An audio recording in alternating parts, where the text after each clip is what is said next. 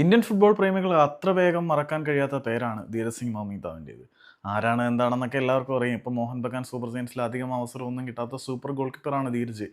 Under 17 world കപ്പിന് ഇന്ത്യക്ക് വേണ്ടി വളരെ മനോഹരമായിട്ടുള്ള പ്രകടനം ക്രോസ് ബാറിന് കീഴിൽ കാഴ്ചവെച്ച ഈ ഒരു താരം അന്ന് കേരള ബ്ലാസ്റ്റേഴ്സിൽ കോച്ചായിരുന്ന ഡേവിഡ് ജെയിംസ് എന്ന ഇംഗ്ലീഷ് ഗോളിയുടെ പാത പിന്തുടർന്ന് ബ്ലാസ്റ്റേഴ്സിലേക്ക് വരികയും ബ്ലാസ്റ്റേഴ്സിലെ താരത്തിന് അവസരം കിട്ടുകയും വളരെ മനോഹരമായിട്ടുള്ള പ്രകടനം ബ്ലാസ്റ്റേഴ്സ് ജേഴ്സിയിൽ ധീരജ് കാഴ്ചവെക്കുകയും ചെയ്തിട്ടുണ്ടായിരുന്നു. പക്ഷേ ധീരജ് പിന്നീട് മോഹൻ ബഗാനിലേക്ക് പോയി. അവിടെ താരത്തിന് അവസരങ്ങൾ കിട്ടാതെ അദ്ദേഹം പിന്നീട് ഗോവയിലേക്ക് പോയി. ഗോവയിൽ കുറച്ച് അവസരങ്ങൾ കിട്ടിയതിന് ശേഷം വീണ്ടും തിരിച്ച് മോഹൻ ബഗാനിലേക്ക് എത്തി ബെഞ്ച് പ്ലെയറായി മാറുന്ന കാഴ്ചയാണ് നമ്മൾ കണ്ടത്.